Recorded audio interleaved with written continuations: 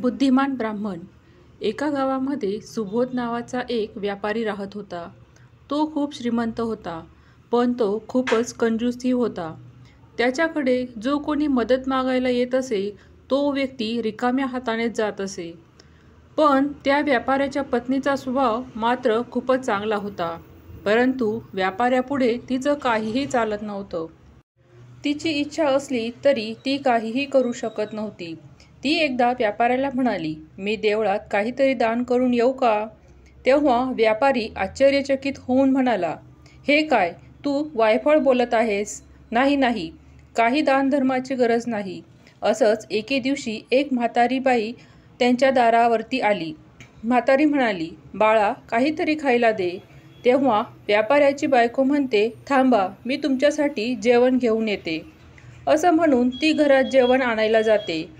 तेवढ्यात व्यापारी बाहेरून येतो आणि त्या म्हाताऱ्या बाईला पाहून म्हणतो, "ए म्हातारी, इथे काय करतेस?" त्यावर म्हातारी म्हणते, "बाळा, खूप भूक लागली आहे. काहीतरी खायला मिळालं तर बरं होईल." तेव्हा व्यापारी म्हणतो, "नाही नाही, इथे काही मिळणार नाही. चल, निघ इथून." म्हातारी बाई निघून जाते.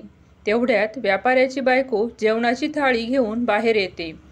व्यापारी थाळी पाहून तिला रागवतो आणि म्हणतो, "माझ्या पाठीमागे तू हे सगळं करतेस का? मी जे काही कमवतो ते तू या भिकाऱ्यांवर उधळवतेस." तेव्हा व्यापाऱ्याची बायको म्हणते, "नाही हो, असं काही बोलू नका. ती म्हातारी आजी खूपच भुकेली होती. त्यामुळे मी तिच्यासाठी जेवण आणले." तेव्हा व्यापारी म्हणतो, "चल आता." व्यापाऱ्याची बायको जड अंतकरणाने आत जाते.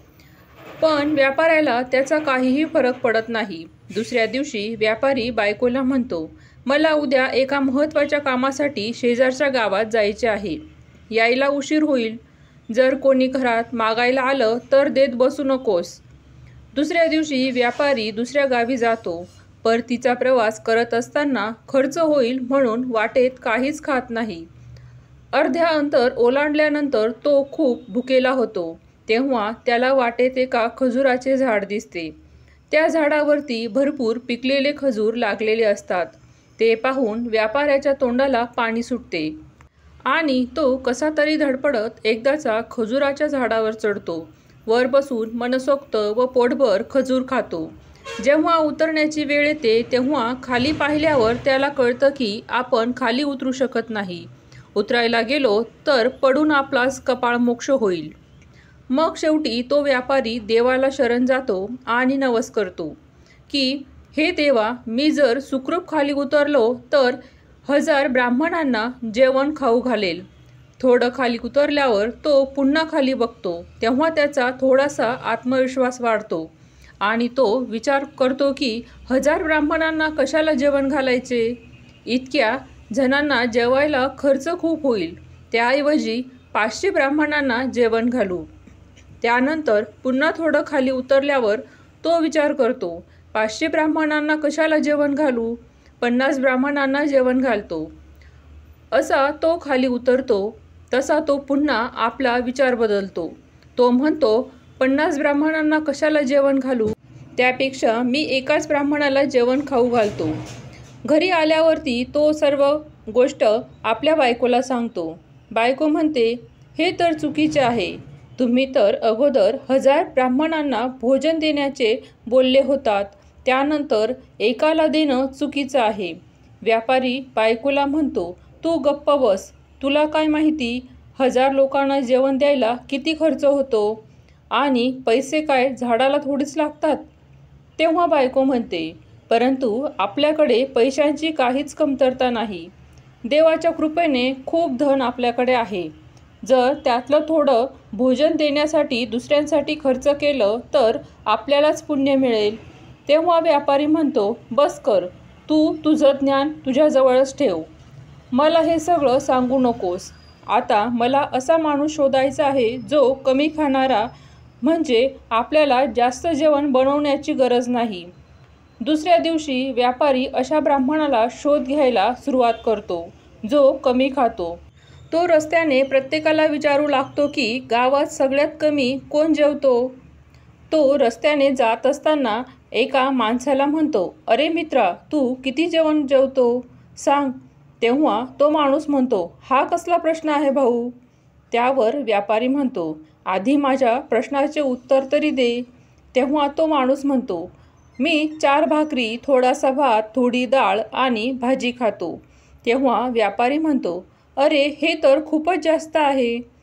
तेव्हा तो माणूस म्हणतो, काय झालं? व्यापारी म्हणतो, नाही नाही, काही नाही. बरं तर मला सांग, आपल्या गावात सगळ्यात कमी जेवणारा ब्राह्मण कोण असेल? तेव्हा तो माणूस म्हणतो, सगळ्यात कमी जेवण तर रूपचंद करतो. जेव्हा आम्ही मेजवानीला जातो तेव्हा सगळ्यात पहिले तोच खाऊन उठतो. व्यापारी म्हणतो, असं मग ठीक आहे, मी निघतो. व्यापारी आता थेट रूपचंदच्या घरी जातो. त्याला बोलतो, रूपचंद उद्या माझ्या घरी जेवायला ये. तेव्हा रूपचंद म्हणतो, हो नक्की येईन. व्यापारी दुसऱ्या दिवशी कामानिमित्त बाहेर जाऊ लागतो. तेव्हा आपल्या पत्नीला तो म्हणतो, ऐकलंस का? आज आपल्याकडे रूपचंदला भोजनासाठी बोलावलं आहे. त्याला चांगला भोजन करून ठेव. बायको म्हणते, ठीक आहे, मी सगळं व्यवस्थित करीन. तुम्ही काळजी करू नका. रूपचंद बाहेर लपून सगळं ऐकत असतो. जसा व्यापारी बाहेर गेला, रूपचंद घराच्या आतमध्ये गेला आणि म्हणाला, मी इथे जवळूनच जात होतो. मला आज तुमच्याकडे भोजनाला यायचं आहे. तर मी विचार केला की तुम्हाला माझ्या आवडीचे जेवण देखील सांगतो. तेव्हा व्यापाऱ्याची बायको म्हणते, हो हो सांगा. तेव्हा रूपचंद आपल्या हातातील चिठ्ठी व्यापाऱ्याच्या बायकोला देतो आणि म्हणतो, यामध्ये माझ्या आवडीच्या व पसंतीच्या सर्व भाज्यांची नावे आहेत. व्यापाऱ्याची बायको म्हणते, ठीक आहे, तुम्ही दुपारी या, मी सगळी व्यवस्था करून ठेवीन. रूपचंद धन्यवाद म्हणून निघून जातो. नंतर रूपचंद पुन्हा व्यापाऱ्याच्या घरी जातो. त्याच्या सांगण्याप्रमाणे सर्व जेवण तयार असते. व्यापाऱ्याची बायको त्याला जेवायला बसवते. रूपचंदसोबत एक डबा आणतो आणि एका केळीचे पान. त्याने केळीच्या पानावरती सर्व पक्वान्न मांडायला सांगितले आणि तो म्हणाला, मुली, हे देवीचे भोग आहे, परंतु हे तोपर्यंत पूर्ण होत नाही जोपर्यंत तुम्ही एका सोन्याची नाणी देत नाही. व्यापाऱ्याची बायको एक सोन्याचं नाणं देते. रूपचंद मनातल्या मनात एक मंत्र बोलू लागतो. त्यानंतर तो बाकीचे जेवण त्या डब्यात टाकतो आणि सोन्याचं नाणं आपल्या पिशवीत ठेवतो. भोजन करू लागतो. नंतर तो व्यापाऱ्याच्या बायकोला म्हणतो, मुली, तू माझा चांगलाच पाहुणचार केला आहेस, परंतु ब्राह्मणाचा सत्कार तोपर्यंत पूर्ण होत नाही जोपर्यंत दक्षिणा म्हणून त्याला सोन्याचं नाणं दिलं जात नाही. व्यापाऱ्याच्या बायकोने अजून एक सोन्याचं नाणं रूपचंदला दिलं. रूपचंद 2 सोन्याची नाणी आणि भोजनाने भरलेला डबा घेऊन तिथून निघतो. रस्त्यात पोहोचल्यावर रूपचंद विचार करू लागतो की मी व्यापाऱ्याच्या बायकोला फसवलं आहे. जेव्हा त्याला हे कळेल तेव्हा तो माझ्या घरी नक्की येईल. असा विचार करून त्या ब्राह्मणाने एक योजना बनवली आणि घरी येऊन आपल्या पत्नीला ही योजना सांगितली. रूपचंद पत्नीला म्हणाला, समजलं ना, जसं मी सांगतो तसंच कर. रूपचंदची पत्नी मालती म्हणाली, ठीक आहे. इकडे व्यापाऱ्याला जसं माहिती झालं की रूपचंदने त्याला फसवलं आहे, त्याला खूप राग येतो. तो रूपचंदच्या घरी जातो, परंतु जसा व्यापारी रूपचंदच्या घराबाहेर पोहोचतो तो पाहतो की रूपचंदची पत्नी जोरजोरात रडत आहे. रूपचंदची पत्नी म्हणते, अरे देवा, हे काय झालं? अचानक त्याची तब्येत कशी काय बिघडली? व्यापाऱ्याला रागाने बोलू लागते, तू जेवायला बोलावलं होतंस ना, माझ्या पतीला काय खायला दिलंस? नक्कीच विष घातलं असणार. जेव्हापासून तुझ्या घरी जेवण करून आले तेव्हापासून ते बेशुद्ध आहेत. हे ऐकून व्यापारी खूप घाबरतो. तो तर रूपचंदसोबत भांडण करायला आला होता, परंतु इथे तर परिस्थिती उलटीच झाली आहे. तो रूपचंदच्या बायकोला म्हणाला, काय झालं आहे? रूपचंदला मी विष नाही दिलं. रूपचंदची पत्नी म्हणते, जर विष नाही दिलं तर असं कसं झालं? मी त्याचे उपचार कसे करू? माझ्याकडे तर पैसे पण नाही.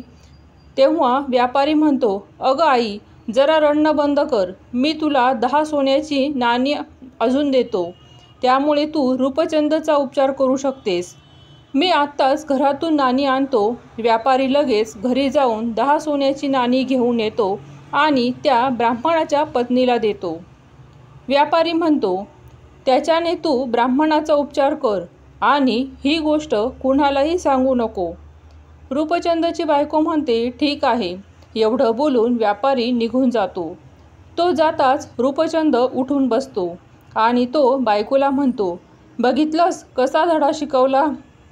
त्याला हा व्यापारी सगळ्यांना चुना लावतो, सगळ्यांकडून काम करून घेतो आणि योग्य पैसे देखील देत नाही. आता समजलं की ब्राह्मणाकडे हुशारी चालत नाही. इकडे व्यापारी घरी पोहोचल्यावर तो देवाची माफी मागतो आणि म्हणतो, देवा मला माफ कर.